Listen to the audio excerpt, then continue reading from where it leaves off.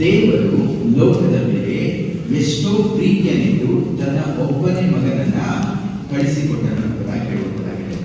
So ದೇವರು ಲೋಕದ ಮೇಲೆ ಅಂದ್ರೆ ನರರೆಲ್ಲರ ಮೇಲೆ, ಅದೇ ರೀತಿಯಲ್ಲಿ ಈ ಭೂಮಿಯ ಮೇಲೆ ಆತನು ಪ್ರೀತಿಯನ್ನಿರುವುದರಿಂದ ತನ್ನ ಒಬ್ಬನೇ ಮಗನನ್ನ ಈ ಲೋಕಕ್ಕೆ ಕಳಿಸಿದನು ಎಂಬುದಾಗಿ ದೇವರ ವಾಕ್ಯ ಸ್ಪಷ್ಟವಾಗಿ ಹೇಳುವುದಾಗಿದೆ. ಅದೇ ರೀತಿಯಲ್ಲಿ ಕಳಿಸಿಕೊಟ್ಟಂತಹ ಉದ್ದೇಶವನ್ನ ಕೂಡ ಆ ವಾಕ್ಯವು ಸ್ಪಷ್ಟವಾಗಿ ನಮಗೆ ತಿಳಿಸುವಂತಾಗಿದೆ. ಏನೆಂಬುದಾಗಿ ಹೇಳಿದ್ರೆ, ಒಬ್ಬನೂ ಕೂಡ ನಾಶವಾಗದೆ ಎಲ್ಲರೂ ನಿತ್ಯ ಜೀವವನ್ನ ಪಡೆದುಕೊಳ್ಳಬೇಕನ್ನುವಂತಹ ಉದ್ದೇಶದಿಂದ ದೇವರು ಈ ಲೋಕಕ್ಕೆ ತನ್ನ ಮಗನನ್ನ ಕಳಿಸಿಕೊಟ್ಟರೆಂಬುದಾಗಿ. ಪ್ರಿಯವಾದಂತಹ ಇವತ್ತಿನ ದಿನದಲ್ಲಿ ನಾವುಗಳು ಬೇರೆ ಬೇರೆ ಧರ್ಮಗ್ರಂಥಗಳನ್ನು ಹುಡುಕುವುದಾದರೆ ಒಂದು ಪ್ರಶ್ನೆಗೆ ಉತ್ತರ ಸಿಗುವಂಥದ್ದು ಸ್ವಲ್ಪ ಕಷ್ಟಕರವಾಗಿರುವಂತಾಗಿದೆ. ಆದರೆ ಆ ಒಂದು ಪ್ರಶ್ನೆ ಬಹಳ ವಾಸ್ತವ್ಯವನ್ನ ಸೂಚಿಸುವಂತದ್ದಾಗಿದೆ. ಅದು ಯಾವುದು ಎಂಬುದಾದರೆ, ಮನುಷ್ಯನು ಯಾಕೆ ಸಾಯುತ್ತಾನೆ? ಮನುಷ್ಯನು ಯಾಕೆ ಸಾಯುತ್ತಾನೆ? ಭೂಮಿಯ ಮೇಲಿರುವಂತಹ ಎಲ್ಲಾ ಜೀವರಾಶಿಗಳು ಒಂದಾನೊಂದು ದಿನ ಖಂಡಿತವಾಗಲೂ ಈ ಲೋಕವನ್ನ ಬಿಟ್ಟು ಹೋಗಲೇಬೇಕು. ಹೌದಾ? ಯಾರಾದರೂ ವರ್ಷಾನುಗಟ್ಟಲೆ ಜೀವಿಸುವಂತವರು ಇದ್ದಾರೆ? ಇಲ್ವಲ್ಲ. ಸೊ ಹಾಗಾದ್ರೆ ಈ ಒಂದು ಮರಣ ಅನ್ನುವಂಥದ್ದು ಯಾವಾಗ ಉಂಟಾಯಿತು, ಇದು ಯಾವ ಕಾರಣದಿಂದ ಉಂಟಾಯಿತು ಅನ್ನುವಂಥದ್ದು ನೋಡುವುದಾದ್ರೆ ಈ ಪವಿತ್ರ ಗ್ರಂಥದಲ್ಲಿ ಹೇಳುವಂಥದ್ದು ಅಥವಾ ಸತ್ಯವೇದದಲ್ಲಿ ಹೇಳುವಂತಹ ವಿಷಯ ಅಂತಂದ್ರೆ, ದೇವರು ಮನುಷ್ಯನನ್ನು ಉಂಟು ಮಾಡಿದಾಗ ದೇವರು ತಾನೇ ಹೇಳ್ತಾನೆ, ಏನೇನು ತೋಟದಲ್ಲಿ ಒಂದು ಮರ ಇದೆ, ಅದು ಒಳ್ಳೆಯದು ಮತ್ತೆ ಕೆಟ್ಟದರ ವಿಷಯದಲ್ಲಿ ಅರಿವನ್ನು ಉಂಟು ಮಾಡುತ್ತದೆ. ಆ ಒಂದು ಗಿಡದ ಹಣ್ಣನ್ನು ನೀವು ತಿಂದರೆ ಖಂಡಿತವಾಗಲೂ ಸಾಯುತ್ತೀರಿ ಎಂಬುದಾಗಿ ದೇವರ ವಾಕ್ಯ ಹೇಳುವಂತಾಗಿದೆ. ಯಾವಾಗ ಮನುಷ್ಯನು ದೇವರ ಮಾತನ್ನು ಕೇಳದೆ ಆ ಮರದ ಹಣ್ಣನ್ನು ತೆಗೆದುಕೊಂಡು ತಿನ್ನಲು ಏನ್ ಮಾಡಿದರೆ, ದೇವರ ಮಾತಿಗೆ ವಿಧೇಯರು ಆಗದೇ ಇರುವಂತ ಕಾರಣ ಆಜ್ಞೆಯ ಅತಿಕ್ರಮವೇ ಪಾಪವಾಯಿತು. ಆ ಪಾಪವು ಕೊಟ್ಟಂತಹ ಸಂಬಳ ಯಾವುದು ಎಂಬುದಾಗಂದ್ರೆ ಅದು ಮರಣ ಎಂಬುದಾಗಿ ವಾಕ್ಯವು ಹೇಳುವಂತಾಗಿದೆ. ಸತ್ಯವೇನು ಅಂದ್ರೆ ಯೇಸು ಸ್ವಾಮಿಯನ್ನ ನಂಬಿದಂತಹ ಜನರು ಹಿಡಿದುಕೊಂಡಂತಹ ಈ ಧರ್ಮ ಗ್ರಂಥ ಹೇಳುವಂತಹ ಒಂದು ವಿಷಯ ಎಂತಾಗಂದ್ರೆ, ಮನುಷ್ಯನ ಜೀವಿತದಲ್ಲಿ ಮರಣ ಹೇಗೆ ಸಂಭವಿಸಲಿಕ್ಕೆ ಪ್ರಾರಂಭವಾಗುತ್ತದೆ. ಆದ್ರೆ ದೇವರು ನಮ್ಮನ್ನು ಎಷ್ಟು ಮಟ್ಟಿಗೆ ಪ್ರೀತಿ ಮಾಡುವಂತನಾಗಿದ್ದಾನೆ ಅಂತಂದ್ರೆ, ಆ ಮರದ ಹಣ್ಣನ್ನ ನೀನು ತಿನ್ನಬಾರದು, ತಿಂದರೆ ಸಾಹಿತ್ಯ ನಿನಗೂ ನನಗೂ ಅಗಲುವಿಕೆ ಅನ್ನುವಂಥದ್ದು ಉಂಟಾಗ್ತದೆ, ನೀನು ನಾನು ಅಗಲಬಾರದು, ಆ ಕಾರಣದಿಂದ ಆ ಒಂದು ಮರದ ಹಣ್ಣನ್ನ ತಿನ್ನಬಾರದು ಎಂಬುದಾಗಿ ದೇವರು ಪ್ರೀತಿಯನ್ನು ತೋರಿರುವುದರಿಂದ ಆತ ಏನ್ ಮಾಡಿದಂತವನಾಗಿದ್ದಾನೆ, ಎಚ್ಚರಿಕೆಯನ್ನು ದಯಪಾಲಿಸಿದಂತವನಾಗಿದ್ದಾನೆ. ಅಂತಹ ಎಚ್ಚರಿಕೆಯನ್ನು ಕೊಟ್ಟಾಗಲೂ ಕೂಡ ಮನುಷ್ಯನ ಸ್ವ ಇಚ್ಛೆಯಿಂದ ಉಂಟು ಮಾಡಿಕೊಂಡಂತಹ ಒಂದು ಏನಂತಾರೆ ಚಾಯ್ಸ್ ಯಾವುದು ಎಂಬುದಾಗಂದ್ರೆ, ನಾನು ಸತ್ರು ಪರವಾಗಿಲ್ಲ, ನಾನು ದೇವರ ಹಾಗೆ ಆಗಬೇಕು, ದೇವರಿಗೆ ವಿರುದ್ಧವಾಗಿರುವಂತಹ ವಿಷಯಗಳನ್ನು ಮಾಡಬೇಕು ಎಂಬುದಾಗಿಕೊಂಡು ಆ ಮರದ ಹಣ್ಣನ್ನು ತಿಂದ ಮೇಲೆ ಪಾಪವು ಕೊಟ್ಟಂತಹ ಸಂಬಳ ಮರಣ. ಈ ಒಂದು ವಿಷಯವನ್ನ ದೇವರು ಈ ರೀತಿಯಾಗಿ ಮನುಷ್ಯನು ಮಾಡ್ತಾನೆ ಎಂಬುದಾಗಿ ಗೊತ್ತಿದ್ದೇ ಎಚ್ಚರಿಕೆಯನ್ನು ನೀಡಿದಂತಾಗಿದ್ದರು. ಅದೇ ರೀತಿಯಲ್ಲಿ ಈಗ ಯೇಸು ಸ್ವಾಮಿಯು 2025 ವರ್ಷಗಳ ಹಿಂದೆ ಈ ಲೋಕಕ್ಕೆ ಬಂದಾಗ ಆತನು ಬಂದಂತ ಉದ್ದೇಶ ಏನು ಎಂಬುದಾದರೆ, ದೇವರು ಮನುಷ್ಯನನ್ನ ಪ್ರೀತಿ ಮಾಡ್ತಾ ಇರುವುದರಿಂದ ಅವತ್ತಿನ ದಿನ ಮರಣವನ್ನ ನೀವು ಏರ್ಪಾಡು ಮಾಡಿಕೊಂಡ್ರಲ್ಲ, ಈಗ ನಿಮ್ಗೆ ಹೇಳ್ತಾ ಇರುವಂತಹ ಶುಭ ಸಂದೇಶ ಏನೆಂಬುದಾದರೆ, ಈಗ ನಿಮಗೆ ಒಬ್ಬ ವರದ ಮಗನು ದೊರೆತವನಾಗಿದ್ದಾನೆ. ಆತನು ಏನ್ ಮಾಡ್ತಾನಂತಂದ್ರೆ, ಒಬ್ಬನು ನಾಶವಾಗದೆ ಪ್ರತಿಯೊಬ್ಬನು ನಿತ್ಯ ಜೀವವನ್ನ ಪಡೆದುಕೊಳ್ಳಬೇಕನ್ನುವಂತಹ ಉದ್ದೇಶದಿಂದ ಈ ಲೋಕಕ್ಕೆ ನಾನು ಕಳಿಸಿರುವುದರಿಂದ ಯಾರ್ಯಾರು ಆತನನ್ನ ಅಂಗೀಕಾರ ಮಾಡ್ತಿರೋ ಇನ್ನ ಮರಣ ಅವರಿಗೆ ಸಂಭವಿಸಲು ಎಂಬುದಾಗಿ ದೇವರ ವಾಕ್ಯ ಸ್ಪಷ್ಟವಾಗಿ ಹೇಳುವುದಾಗಿದೆ. ಪ್ರಿಯವಾದಂದರೆ, ದೇವರು ಈ ಲೋಕಕ್ಕೆ ತನ್ನ ಮಗನನ್ನು ಕಳಿಸಿಕೊಟ್ಟಂತಹ ಉದ್ದೇಶ ನಿಮಗೂ ನನಗೂ ತೀರ್ಪು ಮಾಡುವುದಕ್ಕೋಸ್ಕರ. ದಯವಿಟ್ಟು ಯಾರಾದರೂ 3ನೇ ಅಧ್ಯಾಯ 17ನೇ ವಚನವನ್ನು ಓದಿ. ಯೋಹಾನ ಬರೆದ ಸುವಾರ್ತೆ 3ನೇ ಅಧ್ಯಾಯ 17ನೇ ವಚನ. ದೇವರು ತನ್ನ ಮಗನನ್ನ ಈ ಲೋಕಕ್ಕೆ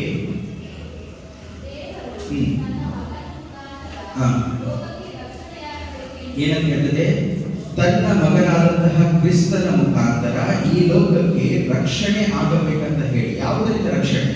ಪಾಪ ಮರಣ ಅನ್ನುವಂಥದ್ದು ಬಂಧಿಸಿತ್ತಲ್ಲ, ಅದರಿಂದ ರಕ್ಷಣೆ ಉಂಟಾಗಬೇಕು. ಅಂದ್ರೆ ಆ ಮನುಷ್ಯರನ್ನ ಮರಣಕ್ಕೆ ಸೇರಿಸದೆ ತಪ್ಪಿಸಬೇಕು ಅನ್ನುವಂಥ ಉದ್ದೇಶದಿಂದ ರಕ್ಷಣೆಯನ್ನ ಉಂಟು ಮಾಡುವುದಕ್ಕೋಸ್ಕರ ತನ್ನ ಒಬ್ಬನೇ ಮಗನನ್ನ ಈ ಲೋಕಕ್ಕೆ ಕಳಿಸಿದ್ದಾನೆ. ಮುಂದೆ ಓದುತ್ತಾ ಇತ್ತು.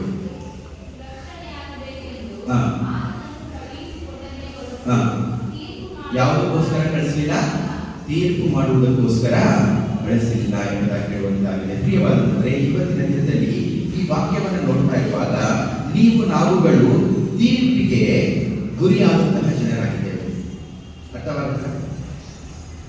ಯಾರ್ಯಾರು ಸುಳ್ಳು ಹೇಳಿದ್ದೀರಾ ನಮ್ಮ ಲೈಫಲ್ಲಿ? ಸುಳ್ಳು ಹೇಳಿದಂಥವ್ರ ಕೈ ಎತ್ತಿಲ್ಲ ಅಂದ್ರೆ ಅದೇ ದೊಡ್ಡ ಸುಳ್ಳು. ಅರ್ಥ ಆಯ್ತಾ? ದೇವರ ವಾಕ್ಯವನ್ನು ಹೇಳ್ತಿರೋದ್ರಿಂದ ದಯವಿಟ್ಟು ಪ್ರಕಟಣೆ 21ನೇ ಅಧ್ಯಾಯ 8ನೇ ವಚನದ ಕೊನೆಯ ಭಾಗವನ್ನು ಓದಿ. ಎಲ್ಲ ಅಂತ ಹೇಳ್ತಾರೆ, ಅಲ್ಲಿಂದ ಓದಿ. ಓಕೆ, ಮೊದಲಿಂದ ಓದಿ, ಪರವಾಗಿಲ್ಲ. 21ನೇ ಅಧ್ಯಾಯ 8ನೇ ವಚನ. ಹೇಡಿಗಳು, ನಂಬಿಕೆ ಇಲ್ಲದವರು, ಅಸಹ್ಯವಾದದಲ್ಲಿ ಸೇರಿದವರು, ಕೊಲೆಗಾರರು, ಜಾರರು, ಮಾಟಗಾರರು, ವಿಗ್ರಹಾರಾಧಕರು, ಎಲ್ಲ ಸುಳ್ಳುಗಾರರು ನಿಮಗೆ ಸಿಕ್ಕುವ ಪಾಲು ಬೆಂಕಿ ಗಂಧಕ ಉರಿಯುವ ಕೆರೆ. ಅಂದ್ರೆ ಏನಂತ? ನಾವು ಸುಳ್ಳು ಹೇಳಿದ್ರೆ ಏನಂತ? ಖಂಡಿತವಾಗಲೂ ನಮ್ಮ ಮೇಲೆ ಅಪರಾಧ ಇದ್ದವರಾಗಿದ್ದೇವೆ ಅಂತ. ಇವತ್ತಿನ ದಿನದಲ್ಲಿ ನಾನು ಒಂದೇ ಸುಳ್ಳು ಹೇಳಿದ್ದು ನನ್ನ ಲೈಫಲ್ಲಿ ಎಂಬುದಾಗಿ ಹೇಳ್ಬೋದು. ನಿಮಗೊಂದು ಉದಾಹರಣೆ ಕೊಡ್ತೇನೆ. 2 ಬಾಟ್ಲಲ್ಲಿ, ಒಂದು ಬಾಟ್ಲಲ್ಲಿ ಶುದ್ಧವಾದಂತಹ ನೀರನ್ನು ಇಟ್ಟಿರ್ತೇನೆ, ಇನ್ನೊಂದು ಬಾಟ್ಲಲ್ಲಿ ವಿಷ ಕಲಿಸಿದಂತಹ ನೀರನ್ನು ಇಡ್ತೇನೆ. ಇದರಲ್ಲಿ ಯಾವುದನ್ನು ಕುಡಿತೀರಿ ಎಂಬುದಾಗಿ ಹೇಳಿದಾಗ ಯಾವ ಬಾಟ್ಲಲ್ಲಿ ಇರುವಂತಹ ನೀರನ್ನು ಕುಡಿತೀರಿ? ಶುದ್ಧವಾಗಿರುವುದಲ್ಲ ಅಲ್ವಾ? ಒಂದು ವೇಳೆ ಒಂದೇ ಒಂದು ಡ್ರಾಪ್ ಪಾಯ್ಸನ್ ತೆಗೆದು ಈ ಬಾಟಲ್ ಹಾಕಿದ್ರೆ ಕುಡಿತೀವ? ಯಾರಾದ್ರೂ ಕುಡಿಯಲ್ವಲ್ಲ. ಸೊ ಒಂದೇ ಸುಳ್ಳು ಹೇಳಿದ್ರು ಕೂಡ ನರಕ ಅನ್ನುವುದು ನಮ್ಮೆಲ್ಲರಿಗೂ ಗ್ಯಾರಂಟಿ ಆದಂತಹ ವಿಷಯ. ಆದ್ರೆ ಅಂತರದಿಂದ ಬಿಡಿಸುವುದಕ್ಕೋಸ್ಕರ ಈ ಲೋಕಕ್ಕೆ ಯಾರು ಬಂದಂತವರಾಗಿದ್ದಾರೆ? ಕ್ರಿಸ್ತನು ಬಂದಂತವರಾಗಿದ್ದಾರೆ. ಇವತ್ತಿನ ದಿನದಲ್ಲಿ ಆತನನ್ನ ಅಂಗೀಕಾರ ಮಾಡುವುದರ ಮೂಲಕ ಮನುಷ್ಯನು ನಾಶವಾಗದೆ ನಿತ್ಯ ಜೀವವನ್ನ ಪಡೆದುಕೊಳ್ಳುತ್ತಾನೆ. ಈ ಲೋಕದಲ್ಲಿ ಸಾಯ್ತೇವೆ, ಆದರೆ ಪರಲೋಕದಲ್ಲಿ ಆತನ ಜೊತೆಗೆ ಶಾಶ್ವತವಾಗಿ ಜೀವಿಸುತ್ತೇವೆ. ಈ ಲೋಕದಲ್ಲಿ ಆತನು 2000 ವರ್ಷಗಳ ಹಿಂದೆ ಬಂದು ತನ್ನ ಪ್ರಾಣವನ್ನು ನಮಗೋಸ್ಕರ ಕೊಟ್ಟು 3ನೇ ದಿನದಲ್ಲಿ ಮತ್ತೆ ತಿರ್ಗಾ ಆತನು ಮೃತ್ಯುಂಜಯನಾಗಿ ಇದ್ದಂತಹ ಭೂಮಿಯ ಮೇಲಿರುವಂತಹ ಮೃತ್ಯುಂಜಯನಾದಂತಹ ದೇವರ ಆತನ ಒಬ್ಬನೇ ಎಂಬುದಾಗಿ ಹೇಳಲಿಕ್ಕೆ ನಾನು ಇಷ್ಟಪಡುವನಾಗಿದ್ದೇನೆ. ಚರಿತ್ರೆಯನ್ನ ಬದಲಾಯಿಸಿದಂತಹ ಒಬ್ಬ ವ್ಯಕ್ತಿಯು ಅದೇ ರೀತಿಯಲ್ಲಿ ದೇವರು ಆತನಾಗಿದ್ದಾನೆ. ಇವತ್ತಿನ ದಿನದಲ್ಲಿ ಆತನನ್ನು ನಂಬುವುದರ ಮೂಲಕ ನಾವು ನಾಶವಾಗುವುದಿಲ್ಲ. ದೇವರ ವಾಕ್ಯ 15ನೇ ವಚನದಲ್ಲಿ ಏನು ಹೇಳ್ತಿರುತ್ತಂದ್ರೆ, ಯಾರ್ಯಾರು ಆತನನ್ನು ಅಂಗೀಕಾರ ಮಾಡಿದಾರೋ ಅವರಿಗೆ ತೀರ್ಪು ಆಗುವುದಿಲ್ಲ ಎಂಬುದಾಗಿರುತ್ತದೆ. ಹಾಗಾದ್ರೆ ಪ್ರಿಯವಾದಂತಂದ್ರೆ ಅಂತಹ ಕ್ರಿಸ್ತನು 2000 ವರ್ಷಗಳ ಹಿಂದೆ ನಿಮಗೋಸ್ಕರ ನನಗೋಸ್ಕರ ಜನಿಸಿದಂತವನಾಗಿದ್ದಾನೆ. ನಿಮಗೋಸ್ಕರ ನನಗೋಸ್ಕರ ಮರಣವನ್ನ ಗೆದ್ದಂತವನಾಗಿದ್ದಾನೆ. ಪಾಪಕ್ಕೆ ಬೇಕಾದಂತಹ ಪ್ರಾಯಶ್ಚಿತ್ತವನ್ನು ಕೂಡ ಕಟ್ಟಿದಂತವನಾಗಿದ್ದಾನೆ. ಇವತ್ತಿನ ದಿನ ನಿಮಗೂ ನಮಗೂ ಇರುವಂತಹ ಒಂದು ವ್ಯತ್ಯಾಸ ಏನಂತಂದ್ರೆ, ನಂಬಿದಂತವರಿಗಿರುವಂತಹ ವ್ಯತ್ಯಾಸ ಏನಂತಂದ್ರೆ, ನಮಗೆ ಮನಃಶಾಂತಿ ಅನ್ನುವುದನ್ನ ಆತನ ದಯಪಾಲಿಸಿದಂತವನಾಗಿದ್ದಾನೆ. ಆತನು ಹೋಗುವಾಗ ಶಾಂತಿಯು ನಿಮ್ಮೊಂದಿಗೆ ಇರಲಿ ಎಂಬುದಾಗಿ ಹೇಳಿದಂತವನಾಗಿದ್ದಾನೆ. ಈ ಲೋಕದಲ್ಲಿ ಅನೇಕ ರೀತಿಯಾದಂತಹ ಅಲ್ಲಕಲ್ಲಗಳು ಇರಬಹುದು ನಮ್ಮ ಜೀವನದಲ್ಲಿ. ಆದರೆ ಯೇಸು ಕ್ರಿಸ್ತನನ್ನ ನಂಬಿದಾಗ, ನಮ್ಮ ಪಾಪಗಳನ್ನು ಒಪ್ಪಿಕೊಂಡಾಗ ಆಗುವಂಥದ್ದು ಏನಂತಂದ್ರೆ, ನಮ್ಮ ಹೃದಯದಲ್ಲಿ ಶಾಂತಿಯು, ಎಲ್ಲಾ ಗ್ರಹಿಕೆಗೆ ಮೀರಿದಂತಹ ದೇವರ ಶಾಂತಿಯು ಆವರಿಸಿಕೊಳ್ಳುತ್ತದೆ ಎಂಬುದಾಗಿ ಹೇಳುವಾಗ, ಇವತ್ತಿನ ದಿನದಲ್ಲಿ ನೀವುಗಳಲ್ಲಿ ಕೂತ್ಕೊಂಡಿದ್ದೀರಾ? ಒಂದು ವೇಳೆ ಯೇಸು ಸ್ವಾಮಿಯನ್ನು ನೀವು ಅಂಗೀಕಾರ ಮಾಡದೆ ಹೋಗಿದ್ರೆ ಇವತ್ತಿನ ದಿನ ಇದು ಒಳ್ಳೆಯ ಅವಕಾಶ ಎಂಬುದಾಗಿ ಹೇಳುವುದಕ್ಕೆ ನಾನು ಇಷ್ಟಪಡಬೇಕಾಗಿದ್ದೇನೆ. ನಮ್ಮ ಈ ಒಂದು ವೃದ್ಧಾಶ್ರಮದಲ್ಲಿ ಅನೇಕ ಜನ ಮಕ್ಕಳು ಒಂದು ವೇಳೆ ಅವರಿಗೆ ಟೈಮ್ ಇಲ್ಲದೇನೋ ಅಥವಾ ಪ್ರೀತಿ ಮಾಡದೇನೋ ಈ ಲೋಕದಲ್ಲಿ ಅವರುಗಳು ಬ್ಯುಸಿ ಆಗಿಬಿಟ್ಟು ನಿಮ್ಮನ್ನ ಇಲ್ಲಿ ಬಿಟ್ಟಿದ್ರೆ, ಒಂದು ವಿಷಯವನ್ನು ಹೇಳ್ತೇನೆ ಕೇಳ್ರಿ. ಯಾರು ಪ್ರೀತಿ ಮಾಡಿದ್ರು ಮಾಡಿಲ್ಲ ಅಂದ್ರೂ ದೇವರ ವಾಕ್ಯ ಹೇಳ್ತದೆ, ಹೆತ್ತ ತಾಯಿ ತನ್ನ ಮಗುವನ್ನ ಮರೆತರೂ ಮರೆತಾಳು, ಆದರೆ ಯಾರು ಮರೆಯುವುದಿಲ್ಲ?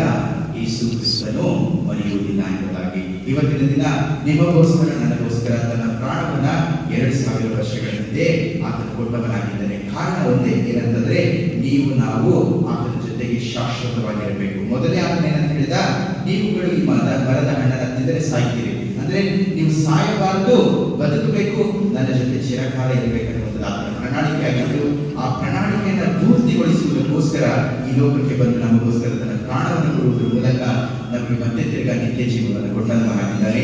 ಆ ನಿತ್ಯ ಜೀವನದಲ್ಲಿ ನಾವು ಸೇರಬೇಕಾದ್ರೆ ಯೇಸು ಕ್ರಿಸ್ತನನ್ನ ಅಂಗೀಕಾರ ಮಾಡಬೇಕು. ಈ ಒಂದು ವಿಷಯಗಳು ಆತನು ಮೊದಲೇ ತಿಳಿದವನಾಗಿದ್ದನು. ಅದಕ್ಕೋಸ್ಕರ ದೇವರ ವಾಕ್ಯ ಹೇಳ್ತಾರೆ,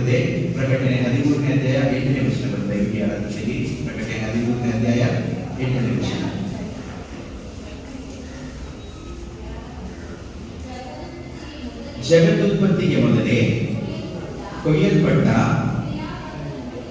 ಓಕೆ ಏನಂತ ಹೇಳ್ತದೆ, ಕುರಿಯಾದಾತನ ಬಳಿಯಲ್ಲಿರುವಂತಹ ಜೀವವಾಕ್ಯ. ಅಂದ್ರೆ ಏನಂತ, ಈ ಭೂಮಿ ಈ ಜಗತ್ತು ಉಂಟಾಗುವುದಕ್ಕಿಂತ ಮುಂಚಿತವಾಗಲೇ ಆತನೆಲ್ಲವನ್ನ ಬಲ್ಲವನಾಗಿರುವುದರಿಂದ ಮನುಷ್ಯನು ಪಾಪ ಮಾಡ್ತಾನಂತೆ ಗೊತ್ತಿದ್ದು ಆತನ ಪ್ರಾಯಶ್ಚಿತ್ತವಾಗಿ ಭೂಮಿಯಲ್ಲಿರುವಂತಹ ಒಬ್ಬ ನರನು ಉಂಟಾಗುವುದಕ್ಕಿಂತ ಮುಂಚಿತವಾಗಲೇ ನಿಮಗೋಸ್ಕರ ನನಗೋಸ್ಕರ ಪ್ರಾಯಶ್ಚಿತ್ತ ಯಜ್ಞವಾಗಿ ತನ್ನನ್ನು ತಾನು ಏರ್ಪಾಡು ಮಾಡಿಕೊಂಡಂತಹ ದೇವರಾಗಿದ್ದಾನೆ. ಅಷ್ಟರ ಮಟ್ಟಿಗೆ ನಿಮ್ಮನ್ನು ನನ್ನ ಪ್ರೀತಿ ಮಾಡ್ತಾ ಇರುವುದರಿಂದ ಇವತ್ತಿನ ದಿನದಲ್ಲಿ ನಾನು ನಿಮಗೆ ಹೇಳ್ತಾ ಇರುವಂತಹ ಒಂದು ಶುಭ ಸಂದೇಶ ಏನಂತಂದ್ರೆ, ಎಂಥವನೇ ಆಗಿರಲಿ, ಎಂಥ ಪಾಪನೆ ಮಾಡಿರಲಿ, ಆದ್ರೆ ಯೇಸು ಕ್ರಿಸ್ತನನ್ನ ಅಂಗೀಕಾರ ಮಾಡುತ್ತಾ ದೇವರೇ ನಿನ್ನನ್ನು ನಂಬ್ತೇನೆ, ಈ ಲೋಕಕ್ಕೆ ನೀನು ಬಂದಿದ್ಯಾ, ಜೀವಿಸಿದ್ಯಾ, ನನಗೋಸ್ಕರ ಮರಣವನ್ನು ಹೊಂದಿದ್ಯಾ ಎಂಬುದಾಗಂದ್ರೆ ಇದನ್ನು ನಂಬಿ ನಾನು ನಿನ್ನನ್ನು ಅಂಗೀಕಾರ ಮಾಡ್ತೇನೆ ಎಂಬುದಾಗಿ ಹೇಳಿದ್ರೆ ಸಾಕು, ಈ ದಿನವೇ ನಿತ್ಯ ಜೀವಕ್ಕೆ ನೀವು ಬಾಧ್ಯರಾಗ್ತೀರಿ, ಶಾಂತಿಯು ನಿಮ್ಮೊಂದಿಗೆ ಇರುವುದು ಎಂಬುದಾಗಿ ಹೇಳ್ತಾ ಇಲ್ಲಿಗೆ ನಾನು ದೇವರ ವಾಕ್ಯವನ್ನ ಮುಕ್ತಾಯಗೊಳಿಸಿದ್ದೇನೆ. ಪ್ರಾರ್ಥನೆ ಮಾಡಿಕೊಳ್ಳೋಣ. ನಮ್ಮ ಅತಿಶಯವಾಗಿ ಪ್ರೀತಿ ಮಾಡಿದಂಥ ಸ್ವರ್ಗೀಯ ತಂದೆ ದೇವರೇ, ಸ್ವಾಮಿ, ಈ ದಿನದಲ್ಲಿ ನಾವುಗಳು ನಿನ್ನ ವಾಕ್ಯವನ್ನು ಕೇಳುವ ಹಾಗೆ ನೀವು ತೋರಿಸಿದಂತಹ ಈ ಮಹಾಕೃಪೆಗೋಸ್ಕರ ಕೃತಜ್ಞತೆ ಸಲ್ಲಿಸುವಂತವರಾಗಿದ್ದೇವೆ. ಹೌದು ಸ್ವಾಮಿ, ನಾವುಗಳು ಇವತ್ತಿನ ದಿನದಲ್ಲಿ ನೀನು ಬಂದಂತಹ ಉದ್ದೇಶವನ್ನು ತಿಳಿದುಕೊಂಡವರಾಗಿದ್ದೇವೆ. ಅದೇ ರೀತಿಯಲ್ಲಿ ಸ್ವಾಮಿ, ಬಂದಂತಹ ಉದ್ದೇಶವನ್ನು ಪೂರ್ತಿಗೊಳಿಸಿ ನೀನು ಹೋದಂತವನಾಗಿದ್ಯಾ. ಈಗ ನನ್ನ ಮೇಲಿರುವಂತಹ ಈ ಕರ್ತವ್ಯವನ್ನ ನಾನು ಪೂರ್ತಿಗೊಳಿಸುವ ಹಾಗೆ ನಿನ್ನನ್ನ ಇವತ್ತಿನ ದಿನ ನಾನು ತಿಳಿದುಕೊಂಡಿದ್ದೇನೆ. ಪರಲೋಕ ಸೇರುತ್ತೇನೆ ಅನ್ನುವಂತಹ ಒಂದು ಗ್ಯಾರಂಟಿ ನನ್ನಲ್ಲಿ ಉಂಟು ಮಾಡಿದಕ್ಕೋಸ್ಕರ ನನಗೆ ಕೃತಜ್ಞತೆ ಸಲ್ಲಿಸುತ್ತೇನೆ. ಈಗ ಅನೇಕ ಜನರು ಒಂದು ವೇಳೆ ನಾನು ನಿನ್ನನ್ನು ಅಂಗೀಕಾರ ಮಾಡಬೇಕೆಂಬುದಾಗಿ ದೇವರೇ ಇವರನ್ನ ನೀನು ಅಂಗೀಕರಿಸಿ ಎಂಬುದಾಗಿ ಕೇಳಿಕೊಳ್ತಾ ಪ್ರಾರ್ಥನೆ